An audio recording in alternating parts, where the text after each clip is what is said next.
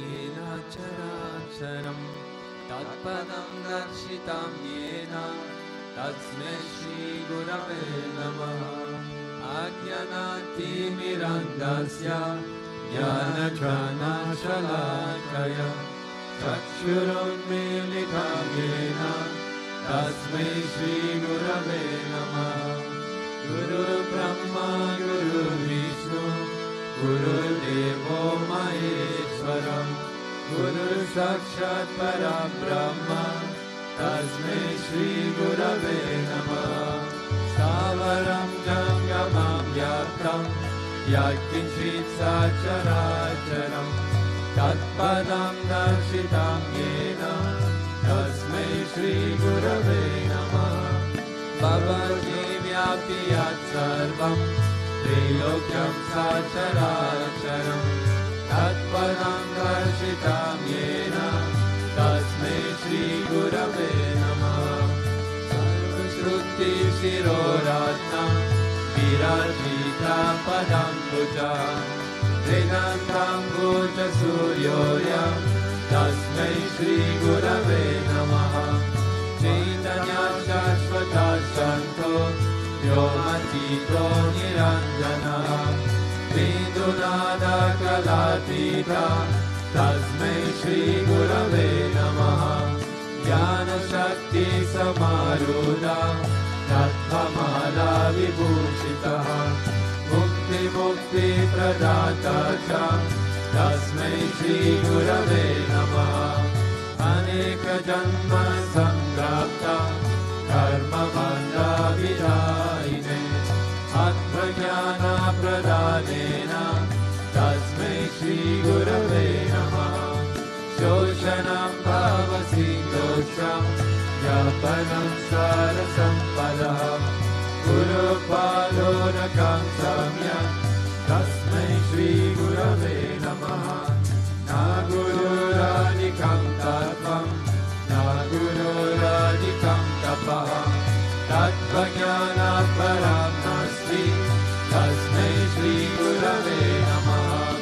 मनता श्रीजगन्नाथ मद्गुरु श्रीजगद्गुरु ममात्मा सर्वभूतात्मा तस्मै श्रीगुरवे नमः। मनोराधिरनाधीश गुरुपरमदेवतं गुरुपरतरं नास्ति तस्मै श्रीगुरवे नमः। त्वमेव माता च पिता त्वमेव त्वमेव बन्धुश्च सखा त्वमेव त्वमेव विद्या द्रविणं त्वमेव त्वमेव सर्वं मम देवदेव। त्वमेव माता च पिता त्वमेव त्वमेव बन्धुश्च सखा त्वमेव त्वमेव विद्या द्रविणं त्वमेव त्वमेव सर्वं मम देवदेव।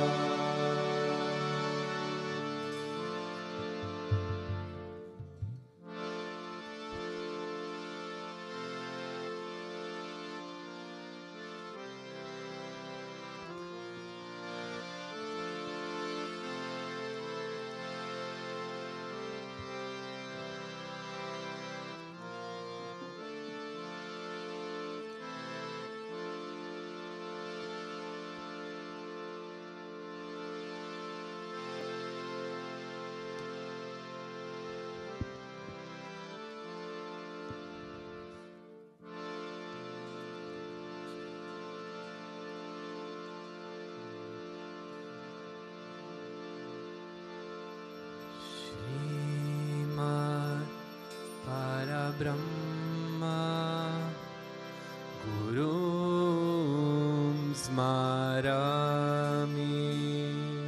श्रीमद् परब्रह्मा गुरुं स्मरामि।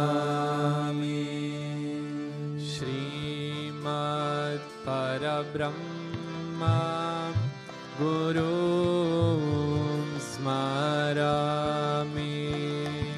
श्रीमद् परब्रह्मा गुरुं स्मरामि। श्रीमद्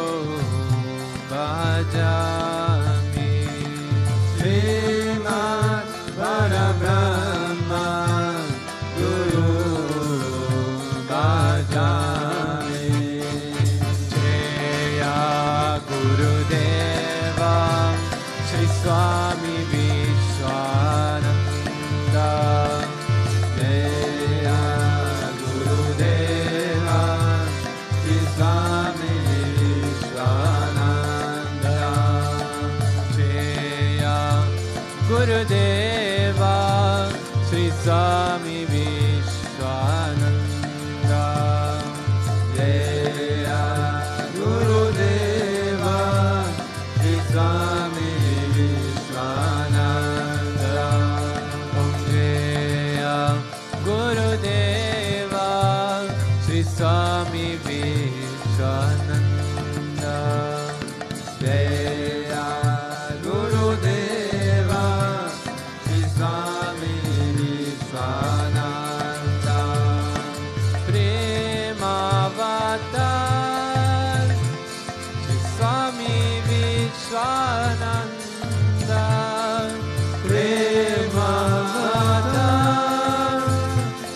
Sri Swami Vishwananda. O Prema Avatara Sri Swami Vishwananda. Prema Avatara Sri Swami Vishwananda. Prema Avatara Sri Swami Vishwananda. Prema Avatara Sri Swami Vishwananda. Om Prema Avatara Sri Swami Vishwananda. Prema Avatara Sri Swami Vishwananda. Jaya Gurudeva Sri Swami Vishwananda.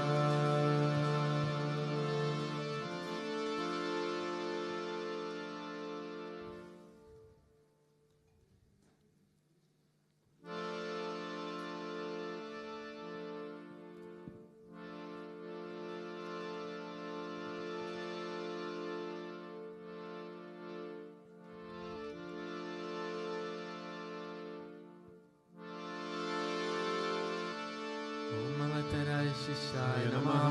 Om Vishamaya Namaha. Om Devakaraya Samudayataya Namaha.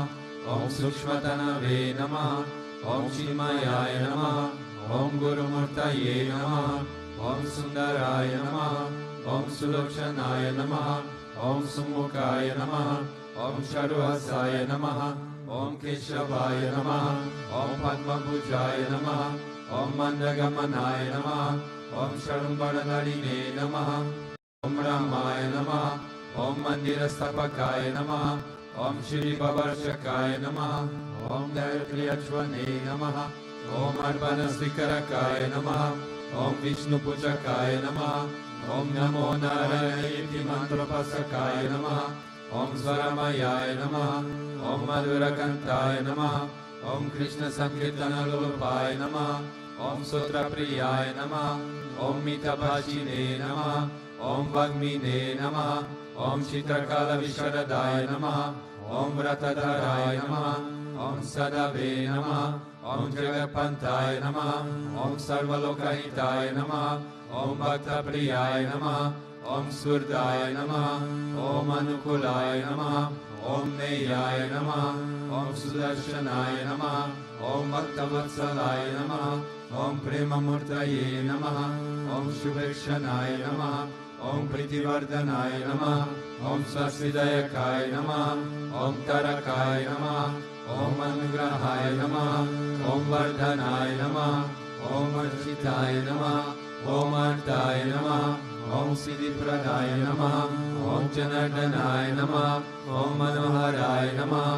Om Ramashaya Namaha. Om Siddheshwaraya Namaha. Om Bhasmabhushitaya Namaha. Om Atmalingaya Namaha. Om Nigarchana Prasakaya Namaha. Om Siddhi Sadanaya Namaha. Om Madhavaya Namaha. Om Omkarapasakaya Namaha. Om Sukshmaya Namaha. Om Vishukaya Namaha. Om Satvikaya Namaha. Om Samadarshine Namaha. Om Dakshaya Namaha. Om Achintyaya Namaha. Om Nirankaraya Namaha. Om Nirmohaya Namaha. Om Avyagraya Namaha. Om Jitagrodaya Namaha. Om Vinayashilaya Namaha. Om Svavashaya Namaha. Om Kushalaya Namaha. Om Shamaya Namaha. Om Satyadharmaya Namaha. Om Nirvikalpaya Namaha. Om Virakkaya Namaha. Om Atindraya Namaha. Om Satyasandhaya Namaha. Om Pavitraya Namaha. Om Madhura Swabhavaya Namaha. Om Suranandaya Namaha. Om Nandanaya Namaha. Om Prasanatmane Namaha. Om Bhaktanidaye Namaha. Om Sakshaye Namaha. Om Samatmaye Namaha. Om Sadayogine Namaha. Om Haraye Namaha. Om Sutapaya Namaha. Om Samyaya Namaha. Om Guyaya Namaha. Om Vimuktatmaya Namaha. Om Gabiraya Namaha. Om Guptaya Namaha. Om Atmaramaya Namaha. Om Srinivasaya Namaha, Om Devaya Namaha, Om Yutidharaya Namaha, Om Danyaya Namaha, Om Gurave Namaha, Om Guratikramaya Namaha, Om Gahanaya Namaha, Om Bhagavate Namaha, Om Harisharna Margadarshakaya Namaha, Om Kutasa Jagartakaya Namaha, Om Abhiprayaya Namaha, Om Sarvamata Samatyaya Namaha, Om Shamaikata Bhavardakaya Namaha, Om Hemavatara Sri Vishwananda Swamine Namaha. Ato Deva Avantuno Yato Vishnu Vichakrame Prithivya Sapta Dhamabhihi Inam Vishnu Vichakrame Tredani Dade Padam Samodamasya Pagum Sure Trini Pada Vichakrame Vishnu Gopa Ada Abhyaha Tato Dharmani Dharayane Vishnu Karmani Pashyaya Yato Britani Paspase Indrasya Yujasakaha Tad Vishnu Paramam Padagum Sada Pashyanti Suraya Divi Vachakshuratatam Tad Vipraso Vipanyavo Jagrubhagum Sasamindate Vishnuryat Paramam Padam.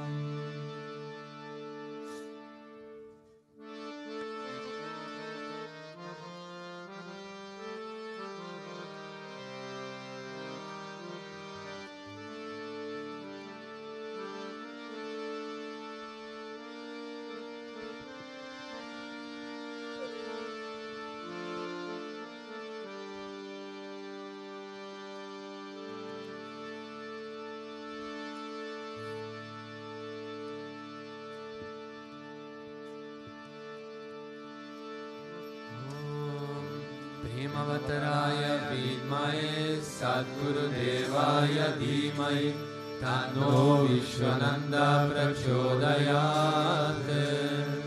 Om Premavattaraya vidmahe Sadgurudevaya dhimai Tanno Vishwananda prachodayat. Om Premavattaraya vidmahe Sadgurudevaya dhimai Tanno Vishwananda prachodayat.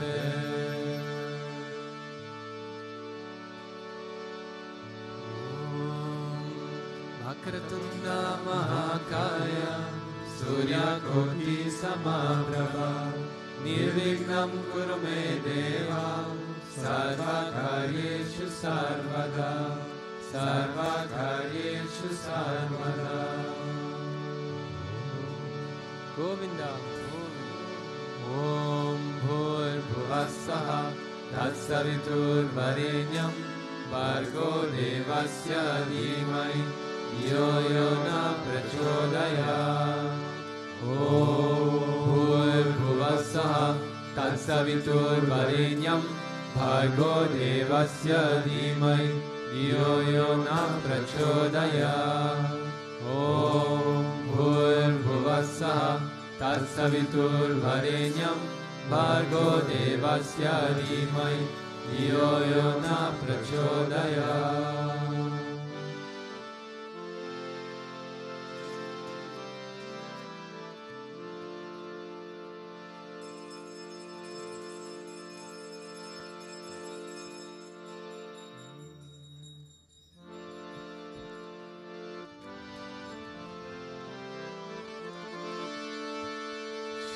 Krishna Vishnu Madhusudana Ketabare Narayana Achyuta Trivikrama Chakrapane Deityadri Saljadhara Sridhara Vasudeva Gopala Krishna Haraye Tava Suprabhatam Shri Rukmini Shabhavana Share Murare Radesha Gopisha Surupa Brahmadi Vandya Shri Dvarakashrayam Kuntapate Bhuvane Kamurte Gopala Devaraye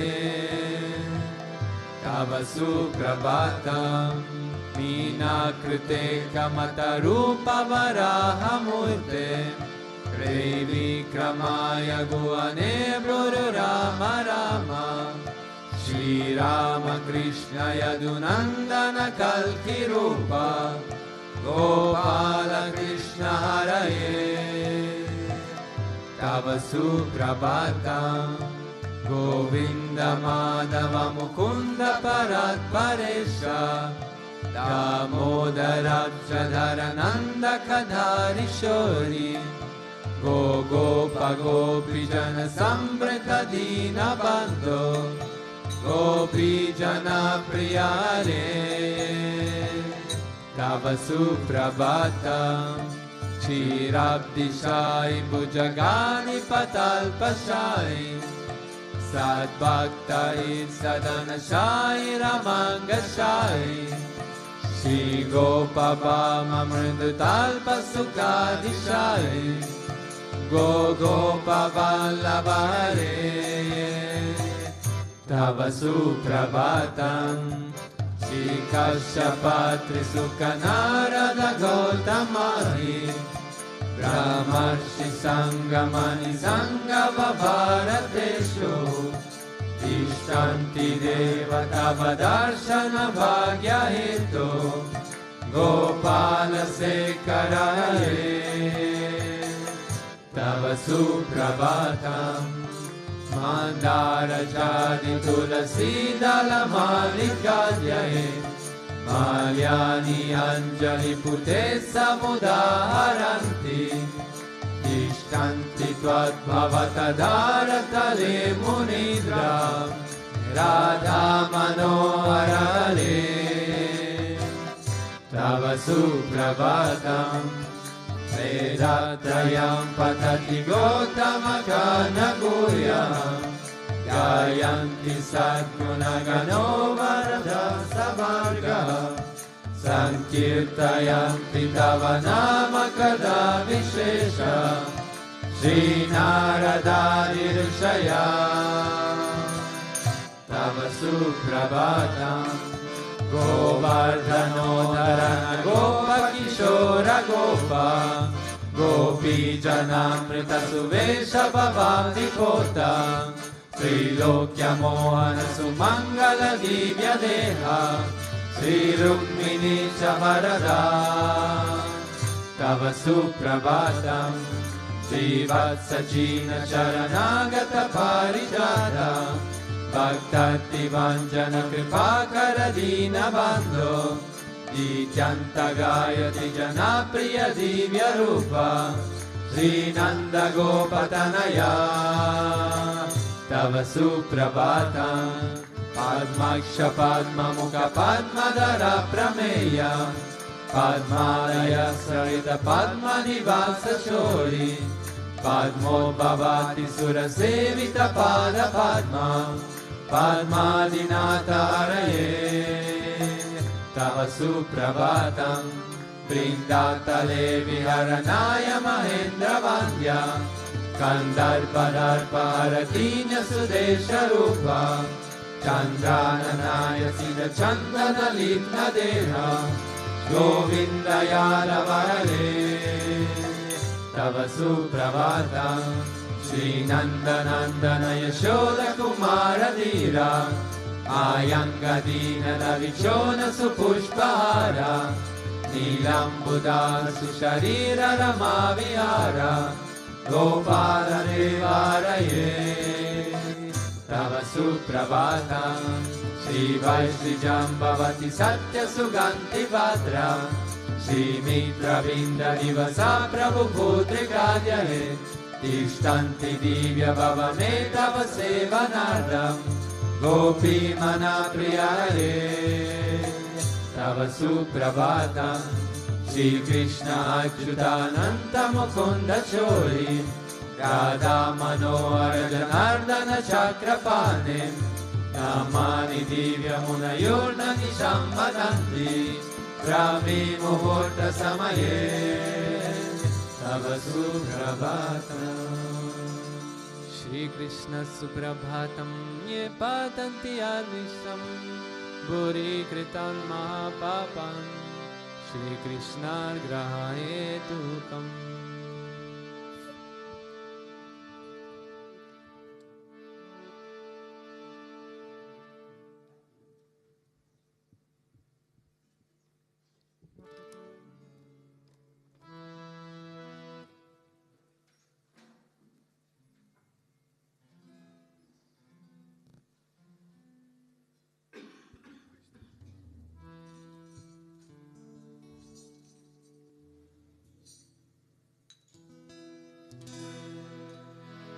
Ishvara Parama Krishna Sachidananda Vigraha Anadiradir Govinda Sarvakarana Karanam Govindamadi Purusham Tamaham Bhajami Govindamadi Purusham Tamaham Bhajami Chintamani Prakara Satmasukalpa Vriksha Lakshavardesha Suravira Pibalayam Lakshmi Sahasra Shata Sambrava Sevyamanam Govindamadi Purusham Tamaham Bhajami Govindamadi Purusham Tamaham Bhajami Venum Kvavantamaravinda Dalaya Taksham Paravatam Samasitam Buddha Sundarangam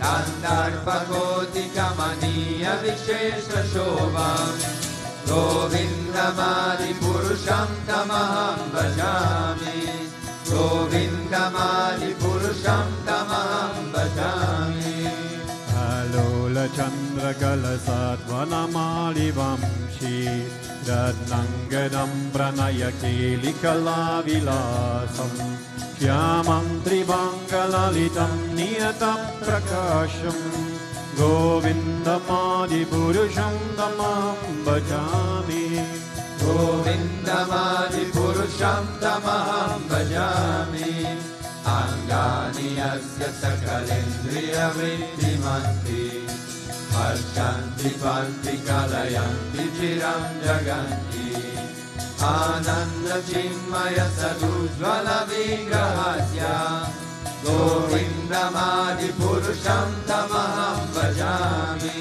Govindamadi Purusham Tamaham Bhajami Advaitam Achyutam Anadim Anantarupam Adyam Purana Purusham Navayovanam Cha Vedeshu Durlabam Madurlabam Atma Bhakto Govindamadi Purusham Tamaham Bhajami Govindamadi Purusham Tamaham Bhajami Pantastu Koti Shatavatsara Sampragamyo Vayoratapi Manaso Muy Pungavanam Sopyasti Yatra Padasimya Vichinta Tattve Govindamadi Purusham Tamaham Bhajami Govindamadi Purusham Tamaham Bhajami Ikyopya Sauraja Idum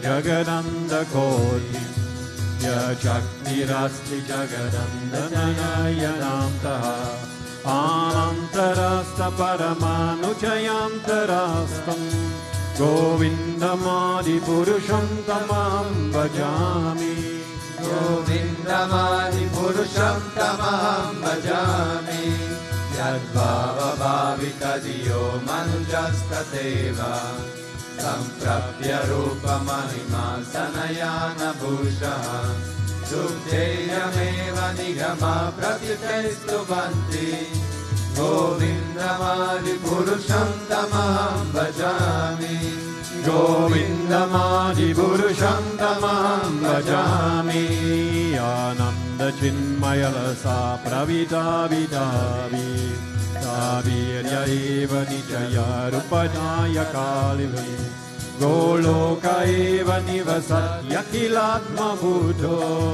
Govindamadi Purusham Tamaham Bhajami Govindamadi Purusham Tamaham Bhajami Premanchana Churita Bhakti Vilochanena Santasadeva Hridayeshu Vilokayanti Yam Shama Sundaram Achintya Guna Swarupam Govindamadi Purusham Tamaham Bhajami Govindamadi Purusham Tamaham Bhajami Ramadi Murti Shukala Niyamena Dishtam Nanavatara Makarot Bhuvaneshu Kintu Krishna Swayam Samabhavat Paramapumamya Govindamadipurusham tamaham bhajami. Govindamadipurusham tamaham bhajami. Yasya prabhavato jagadanta koti. Kotishvashesha vasudhadi vibhuti vinam.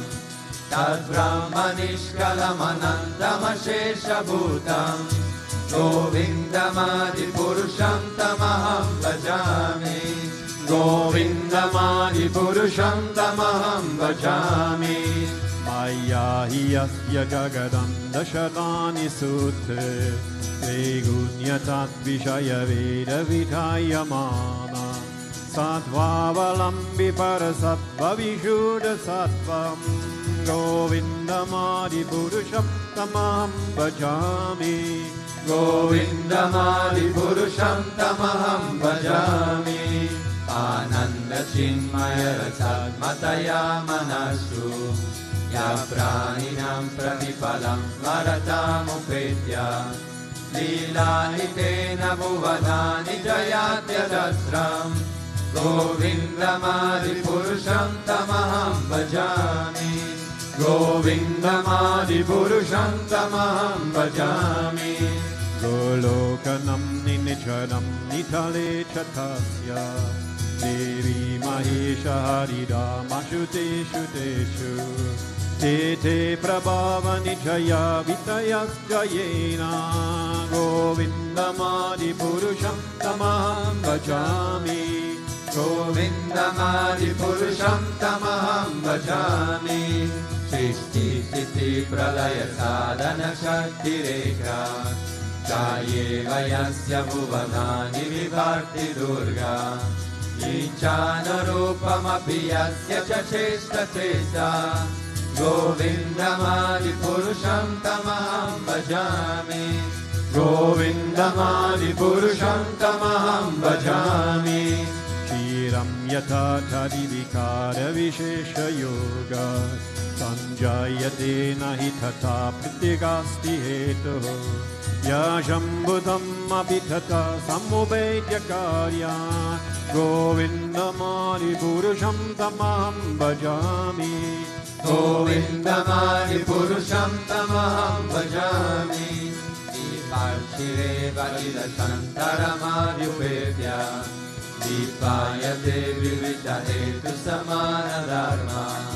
Yastadrigeva hicha vishnutaya vivati.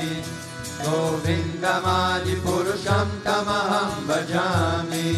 Govindamadipurusham tamaham bhajami. Yakaranavavachale bhajati sma yoga. Nidam mananda jagadanda saromakopaha. Adara shaktimavalam yaparam swamurtim. Govindamadipurusham tamaham bhajami. Govindamadipurusham tamaham bhajami. Yasekanishvasita kalamatavalamya. Jivanti loma vilaja jagadandanata. Vishnurmahansaya yasya kala vishesho. Govindamadipurusham tamaham bhajami. Govindamadipurusham tamaham bhajami. Tasma sakaleshu niteshu desha. Priyam kiya prakatyavat apidat varatra. Brahmana isha jagadanda vidana karta. Govindamadipurusham tamaham bhajami. Govindamadipurusham tamaham bhajami. Yaspada pallava yugam vinidaya kumbha. Vandve pranama samaye sanagani raja. Dignam vidantu malamasya jagat prayasya. Govindamadipurusham tamaham bhajami. Govindamadipurusham tamaham bhajami. Agir mahika gananam umaruti chashra. Kalasthadatma manisiti jagatrayani. Yasmat bhavanti vivavanti vishanti amcha. Govindamadipurusham tamaham bhajami.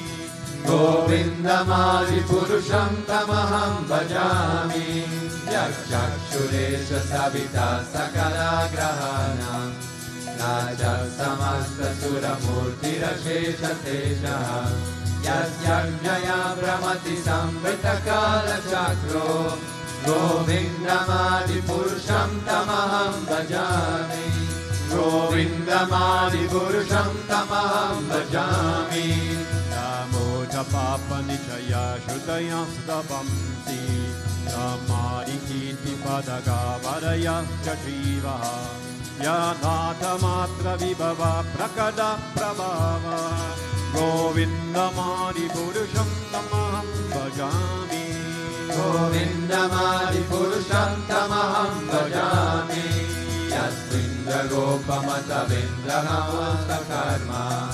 मन्दानरूपफलभाजमनातनोति कर्माणि निर्दहति किन्तु च भक्तिभाजं गोविन्दमादिपुरुषं तमहं भजामि गोविन्दमादिपुरुषं तमहं भजामि यं क्रोधकामसहजा प्रणयादिवीति वत्सल्यमोहगुरुगौरवसेव्यवामहे सञ्चित्य तस्य सदिशिं तमुरापुरेते गोविन्दमादिपुरुषं तमहं भजामि गोविन्दमादिपुरुषं तमहं भजामि गोविन्दमादिपुरुषं तमहं भजामि गोविन्दमादिपुरुषं तमहं भजामि ईश्वर परम कृष्ण सच्चिदानन्द विग्रह अनादिर्गोविन्द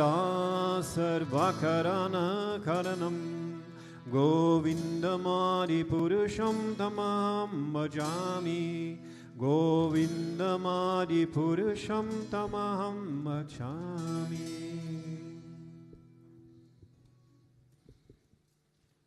जय गुरुदेव श्री सूक्तम।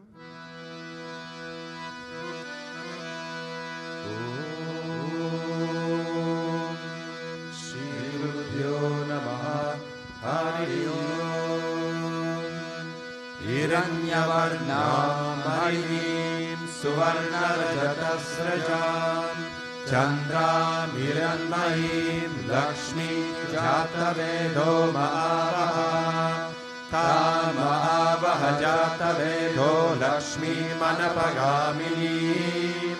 यस्यामिरण्यं विन्देयं गामश्वं पुरुषानहम् अश्वपूर्वां रथमद्यामस्तिनारप्रमोदिनीं श्रियं देवीमुपह्वये श्रीर्मादेवी जुषताम् कांसोऽस्मिता हिरण्यप्राकारामर्द्रां ज्वलन्तीं प्रवृत्तां दर्पयन्तीं पद्मे स्थितां पद्मवर्णां तामिहोपह्वये श्रियम् चन्द्रां प्रभासां यशसा ज्वलन्तीं श्रियं लोके देवजुष्टामुदारां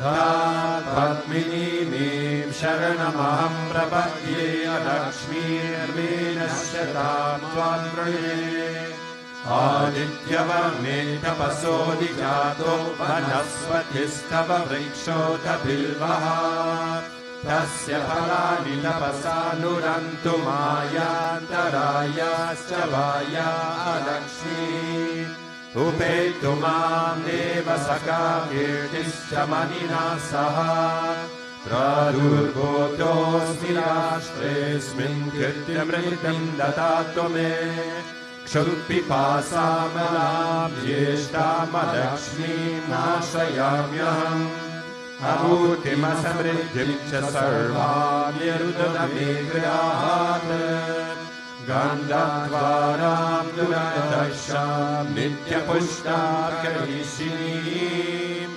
ईश्वरीगुं सर्वभूतानां तामिहोपह्वये श्रियम् मनसा काममाकूतिं वाचः सत्यमशीमहि वशूनां रूपमन्यस्य महिषीर्षयजाम्यशः कर्तमेन प्रजा भूता मयि सम्भव कर्दमा श्रियं वासय मे कुले मातरं पद्ममालिनी आपसृजन्तु स्निग्धानि चिक्लीतपस मे गृहे निज देवी मातरं श्रियं वासय मे कुले आर्द्रा पुष्करिणी पुष्टिं सुवर्णामेममालिनीं सूर्यामिरन्मयीं लक्ष्मीं जातवेदो महावहा आर्द्रां यकरिणीं यष्टिं पिङ्गलां पद्ममालिनीं चन्द्रामिरन्मयीं लक्ष्मीं जातवेदो महावहा महावह जातवेदो लक्ष्मीमनपगामिनीं यस्यामिरण्यं प्रभूतं गावो दास्योऽश्वाद्विन्देयं पुरुषादहम् यश्चित्प्रयतो भूत्वा जुहुयाराजमन्वहम् सूक्तं पञ्चदशं यश्रीकामः सततं जपेत् पद्मप्रिये पद्मिनि पद्महस्ते पद्मालये पद्मदलाय दक्षे विश्वप्रिये विष्णुमनोनुकूले तत्पादपद्मं महि सन्निधस्त्वा महादेवे च विद्महे विष्णुपत्न्ये च धीमहि तन्नो लक्ष्मी प्रचोदयात् ॐ शान्ति शान्ति शान्तिः भूमिर्भुवनायो वरिणन्तरिक्षं महित्वा उपस्थे ते देव्यतिथे निमन्नादमन्नाद्यायादने आयङ्गो वृष्णिरक्रमीदसनं मातरं पुनः पितरं च प्रयन्सुवः त्रिगुंशत्तामविराजति वाक्पतङ्गाय शिश्रये प्रत्यस्य वहत्युभिः अस्य प्राणादपानन्यन्तस्य रतिरोचना यज्ञन्महिषस्सुवः यक्वा कृतः परोपमन्युनायनभज्य सुकल्पमग्ने तत्तव पुनस्तोयीमयामसि यत्ते मन्युपरोक्तस्य पृथिवीमनुदत्वसे आदित्या विश्वे तद्देवा वसवश्च समापरन्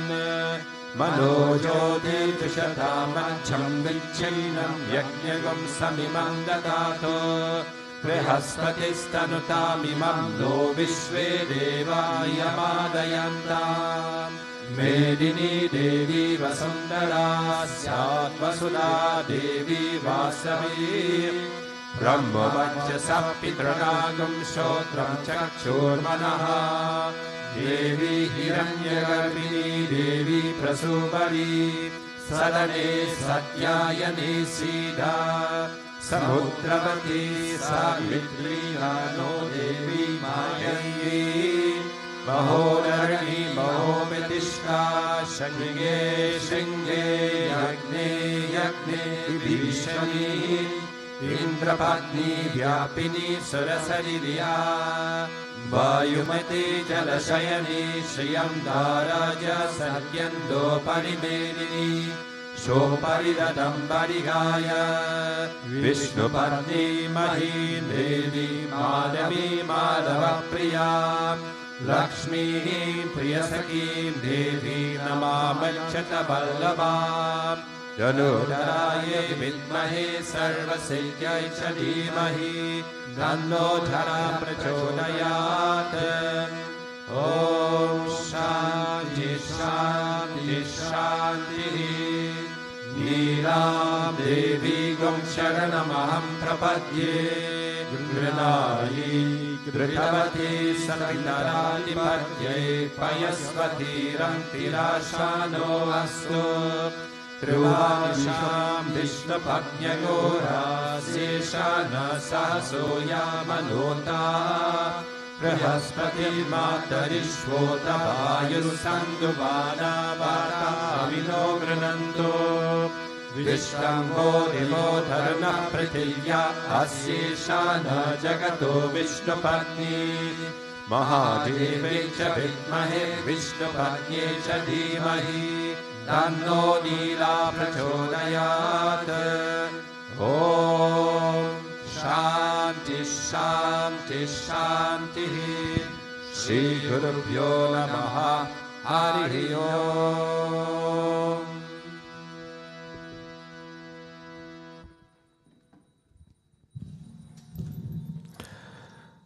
Om Ajnana-timirandasya jnananjala-shalakaya chakshurunmilitam yena tasmai Shri Gurave Namaha. Jai Gurudev, good morning. So today's verse, we're in Canto 11 of the Srimad Bhagavatam, chapter 29, verse 20. Nayangopakrame dhamso madharmadasyo dhanavapi maya bhasastidasam yan nirgunatvat anasya. Which says, my dear Uddhava, because I have personally established it, this process of devotional service unto me is transcendental and free from any material motivation. Certainly a devotee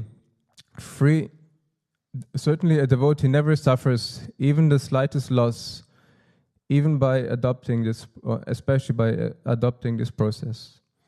So this is obviously the conversation between Krishna and Uddhava, or a conversation of the many. And we don't need to repeat the whole story of Uddhava. We all know, especially by how much Guruji loves the story. But in short, Uddhava was a very dear friend of Krishna. And Uddhava has received a lot of knowledge and wisdom from Vyasa Muni and from Krishna himself in their many conversations. And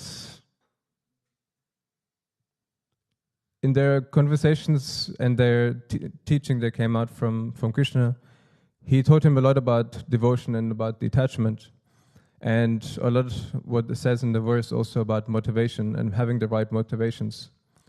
And so in this chapter 29 of the Bhagavatam, Uddhava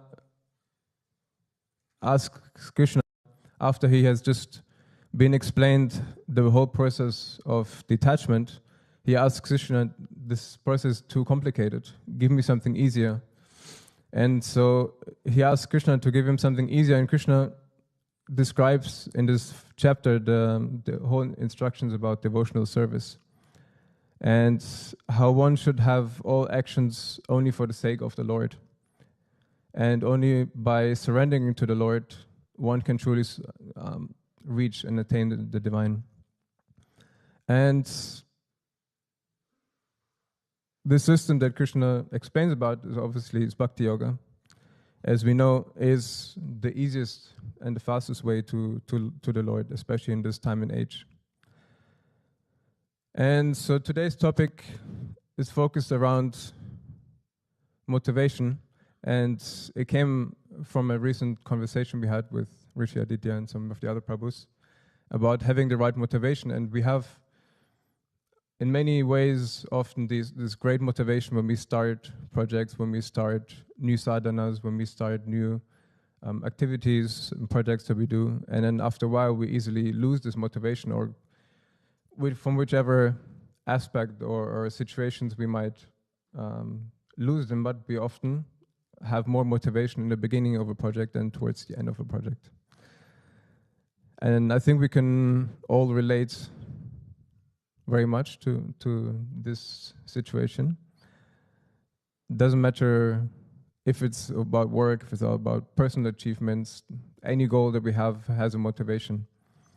And what are the reasons for losing motivation? If we lose motivation, it means that something wasn't true in ourselves. And many things, reasons why we lose motivation is lack of achievable goals. So we make ourselves goals that we can't achieve, or they're too unrealistic, or we have a lack of passion, or that we don't have enough rewards or fast enough rewards these days with Instagram, social media, and everything. We want fast results. We want quick numbers, quick achievements. And another reason could also be fear, or support of lack of support and unrealistic expectations that we set to ourselves and receive from others. And for me, one of the biggest loss of motivations is that we don't have enough discipline. If it's our spiritual path, if it's material desires, whatever we have, often it's based that we don't have enough discipline in what we actually want. And to recognize that motivation is not a constant thing, but it fluctuates, it always changes along the process. And we need to understand that if we understand our own personal motivations, it can help us to strengthen those motivations. If we base our motivations in material desires, they're most likely to, or in outward factors, they're more likely to lose strength down the road. So just shortly to go into a few different types of motivations. So we have our internal motivations, which are obviously from within. They're based on our personal interests, our values, our internal rewards. They're not outward facing. And they're based on our personal growth and things that make us often happy, or most of the time happy. And those motivations that are internal are most likely to be sustainable for a long time, or long term.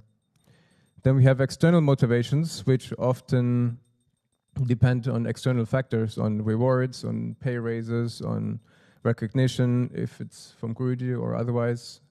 Those motivations are all external, and they're typically very short-lasted. If it's motivation from Guruji, he might give you motivation one day, he might give you a beating the other day. So it's motivation, but in a different way. And so those factors are often very short-lasted. And then we have other factors that are internal and external often, which are past experiences that we have that can be external and internal, which can both lead to better goal setting and better motivation long-term. Another factor can be health motivations or physical motivations, which are internal and external. If you have a sickness that comes up, you need to make immediate actions. You don't have a choice. So it's an easy motivation because you don't have a choice for making changes in your life. And just to go a bit more deeper, there's a few very nice concepts and guidance that are given in the Bhagavad Gita about motivation and discipline and making the right goals.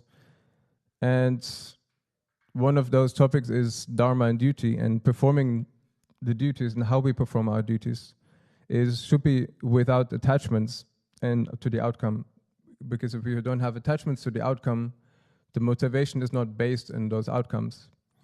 And it's more based on the duty and doing the right thing. And it's not about gaining anything.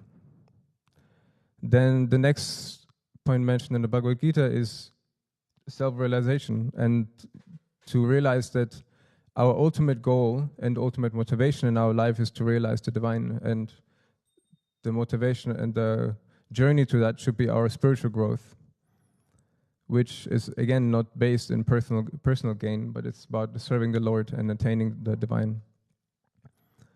And another topic is detachment of fruits of action, as we already mentioned before, is the concept of nishkarma karma, which means performing actions without attachments to the results.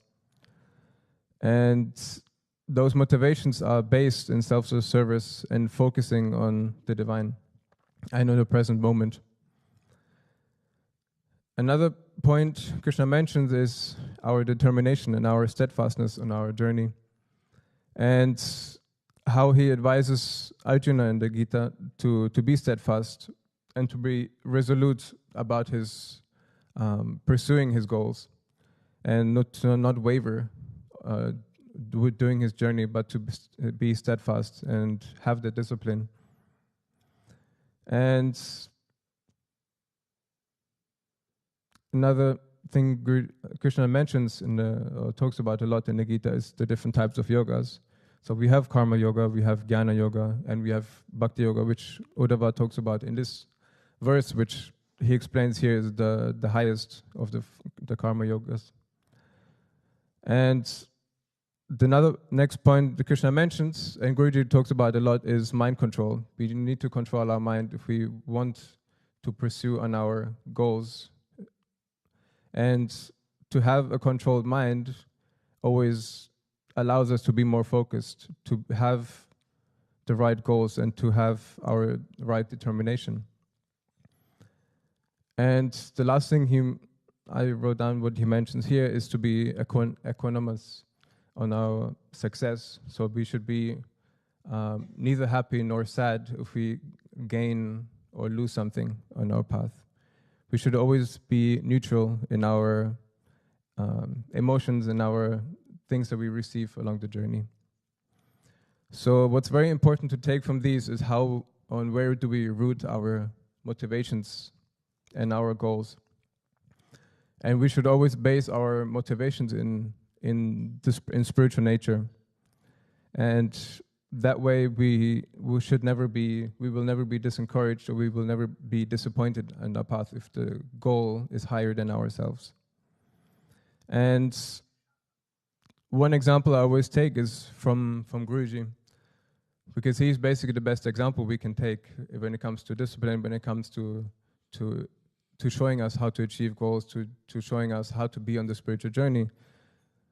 And it might be very,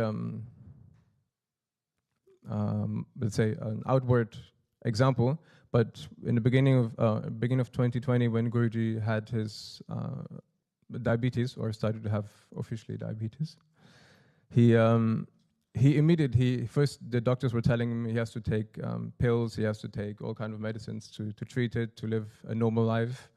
And Guruji, he took some of those pills for maybe a month, and afterwards he was like, I don't want to take this crap anymore. And then he immediately started to make changes in his life. His diet completely changed. He started to do exercise every single day. And he does this exercise every day, since 3 years now, every day, no failure. And talk about motivation and about steadfastness. I think that's the most you can go, right? Immediately changing, no going back. It doesn't matter how much he has to do in a day. It doesn't matter what the program is. If he has to do an exercise at like midnight, he will do it. But he will do it every single day. And taking this example, around the same time, for myself, I was personally gaining or realizing that I had gained quite a few more kilos myself. And seeing that motivation from Guruji, I noticed on myself, but when you gain more weight, you get more slower, your mind gets more slower, you stop focusing all the time. So I started realizing that I'm losing focus much quicker, and it's making problems when I serve Guruji. So the motivation that I gave myself was I need to be able to focus on Guruji better. So whatever it takes to do that, I need to make it happen. So again, same as Guruji, I started to do exercise every single day. And I never lost the motivation to do that, because the focus was always to serve Guruji better. And it doesn't matter which goals we achieve along the way, it's never the highest goal, there's always more to achieve. We can always focus better on Guruji. So it's an easy motivation to keep going and to not be demotivated along the journey. And I can say that after 3 years, you can continue being motivated about the same thing. And to be steadfast and motivated and disciplined, I think it was the most important thing on our spiritual journey, and one of the most important characters that we need to have to be disciplined in whatever it is if it's our sadhana, if it's our pujas, our studies. We always need to be motivated and have those motivations in the right place. And this way we never be disencouraged by any outside factors. So some of the main takeaways is that we need to find the why we're doing something. If you find the why, truly you have the clarity to move forward. If somebody tells me to study and I don't know why I'm really studying, because I'm studying and then I'm not using the materials that I'm studying for, I'm studying with, then what's the point? But if you really find the reason why you're studying, why you're doing a sadhana, everything becomes much easier. It becomes no effort at all to keep doing what you want and what you need to be doing. So setting achievable goals and realistic goals is extremely important also. Don't just say you do 1 hour of japam every day and then you can't, you do it 1 week, you do it 1 month, and then you stop doing it because you can't keep on the same rhythm. But have those motivations. Start with 15 minutes like we do with Project Mantra. You start with few numbers, then you get more and more, then you do 15 minutes and you do 30 minutes, and then eventually you do 1 hour, and it's much more realistic to keep doing. And the next point, which is often very overseen, and maybe even the hardest one, but to embrace challenges. And I often take this from Rishi Aditya because he's very good. He jumps immediately when there's problems. He's right in there. So it's like this. We should take example. We should be inspired by problems and by challenges to move forward. And those are often the factors that make us the strongest, the challenges. And the last point that we already mentioned a few times is to be disciplined, to be steadfast on our endeavors. So the Bhagavad Gita, to conclude, gives us all the answers that we need to know, especially in Bhakti Yoga, in chapter. And it gives us everything that we need to know about pursuing our goals, and to be aligned with our Dharma, and to know about the importance of detachment, to be selfless, to have good determination and inner discipline. Jai Gurudev.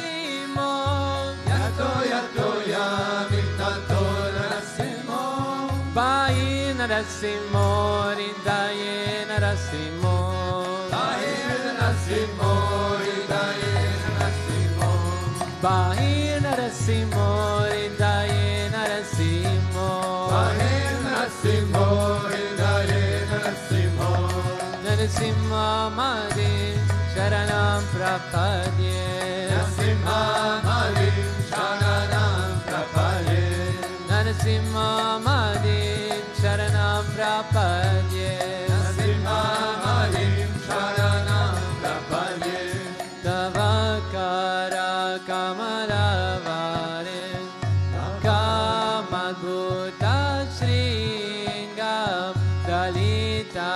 Hiranyakashipu Danu Bringam Vakara Kamalavare Nakamadhuta Shingam Tadita Hiranyakashipu Danu Bringam Keshabadita Narahari Rupam Jaya Jagadisha Hare Jaya Jagadisha Hare Jaya Jagadisha Hare Keshavadita Narahari Rupam Jaya Jagadisha Hare Jaya Jagadisha Hare Jaya Jagadisha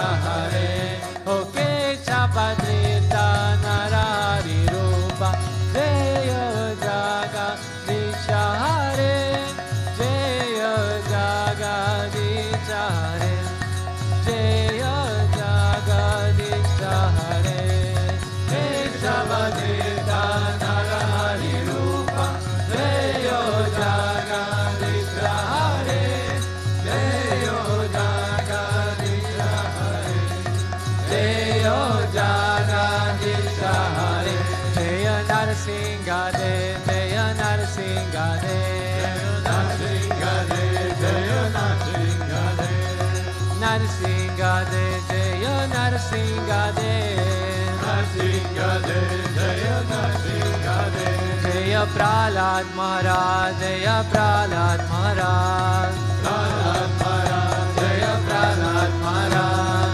Bhakta Svarupa Jaya Prahlad Maharaj Bhakta Svarupa Jaya Prahlad Maharaj Gurudev Gurudev Gurudev Jaya Jaya Gurudev Gurudev Gurudev Gurudev Jaya Jaya Gurudev Sri Vishwananda Gurudev Gurudev Gurudev Sri Vishwananda Gurudev Gurudev Gurudev Gurudev Sri Vishwananda Gurudev Gurudev Gurudev Gurudev Sri Vishwananda Gurudev Gurudev Gurudev Gurudev Sri Vishwananda Gurudev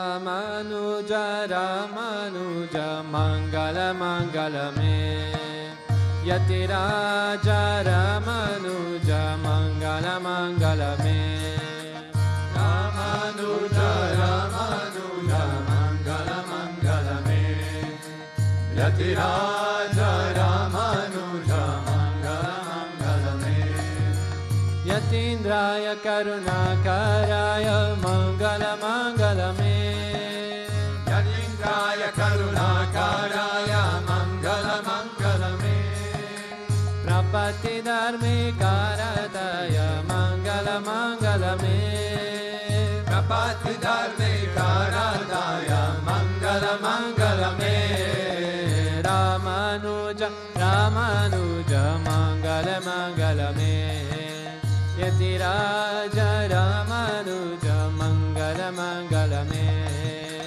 Ramanuja Ramanuja Mangala Mangala Me Yatiraja Ramanuja Mangala Mangala Me Saligrama Pratistitaya Mangala Mangala Me Saligrama Pratistitaya Mangala Mangala Me Dandadarine Godagrajaya Mangala Mangala Me Dandadarine Godagrajaya Mangala Mangala Me Ramanuja Ramanuja Mangala Mangala Me Yatiraja Ramanuja Mangala Mangala Me Ramanuja Ramanuja Mangala Mangala Me Yatiraja Ramanuja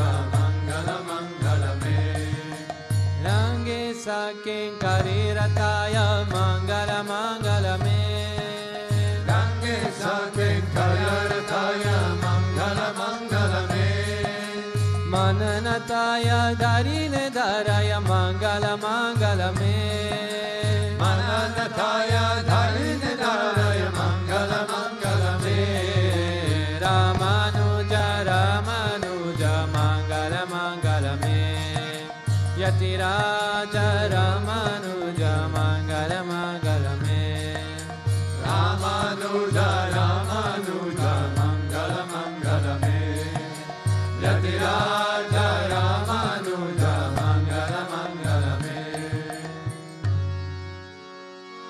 Om Jai Lakshmi Mata Jaya Jaya Lakshmi Mata Tumako Nishadina Sevata Tumako Nishadina Sevata Ara Vishnu Vidata Om Jaya Lakshmi Mata Umarama Brahmani Tumai Jagamata Jaya Tumai Jagamata Surya Chandrama Javata Surya Chandrama Javata Narada Rishigata Om Jaya Lakshmi Mata Durga Rupani Ranjani Sukha Sampati Dada Jaya Sukha Sampati Dada Jo Koi Tumako Javata Jo Koi Tumako Javata Siddhi Siddhi Dhanavada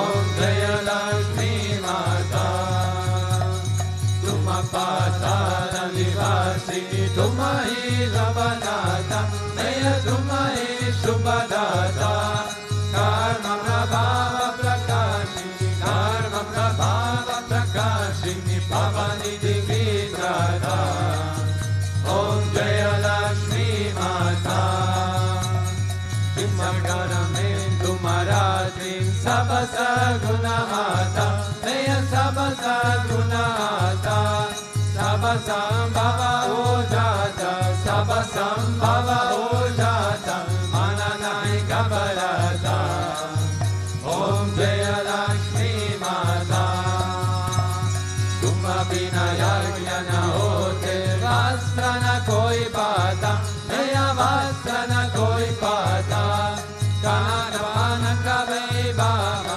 Kanada Panaka Baba Sabatuma Seata Om Jaya Lakshmi Mata Shubha Guna Mandira Sundara Shiro Radhigata Jaya Shiro Radhigata Ratna Chaturdaša Tuma Bina Ratna Chaturdaša Tuma Bina Koi Nahi Pata Om Jaya Lakshmi Mata Mahalakshmi Ki Arati Jo Koi Janagata Jaya Jo Koi Janagata Purananda Samata Purananda Samata Papa Uttaradata Om Jaya Lakshmi Mata Om Jaya Lakshmi Mata Jaya Jaya Lakshmi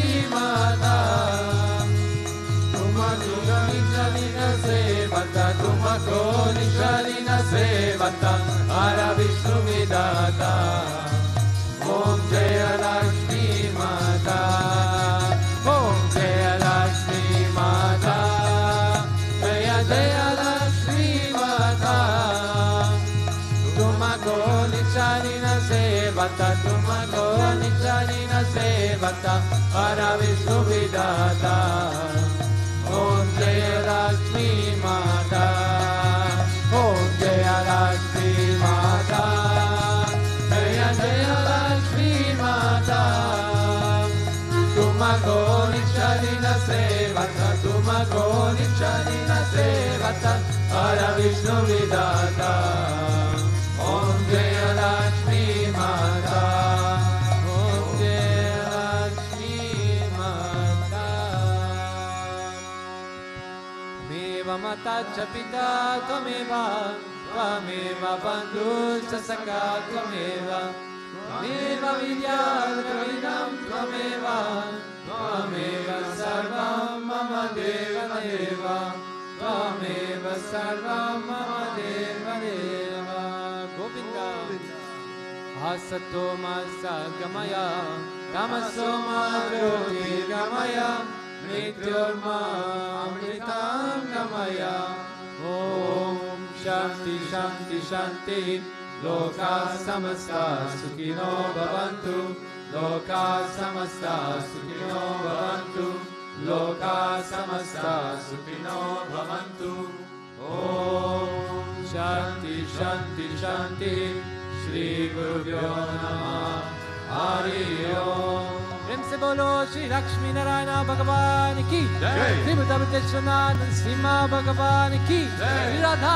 Krishna Kanhaiya Lal की श्री मोदा क्रिया बाबा जी की मनुजाचार्य की प्रेम से बोलो सद्गुरुदेव श्री स्वामी विश्वानंद महाप्रभु की जय। ओम कृष्णाय गोविंदाय गोपीजनवल्लभाय पराय परम पुरुषाय पारकर्म मंत्रयंत्र तंत्र औषधास्त्र शस्त्राणि सम्राट सम्राम मृत्योर्मोक्षाय मोक्षाय ओम नमो भगवते मा सुदर्शनाय नित्य ज्वला परिताय सर्वदी शोभना उन्पत परस्मये परब्रह्मणे परमज्योतिषे स्वाहा। ओम शांति शांति शांति श्री गुरुभ्यो नमः हरि ओम। जय श्री राधे जय जय श्री राधे जय जय श्री राधे श्याम वेंकटरमण गोविंद गोपिका जीवन स्मरणं गोविंद भक्तवत्सला गोविंद पुंडलीक वरदे एकनाथ नामदेव पंढरीनाथ महाराज की समस्त भक्त मंडली की आलवार हिम करुणा चिरवरी करे शरण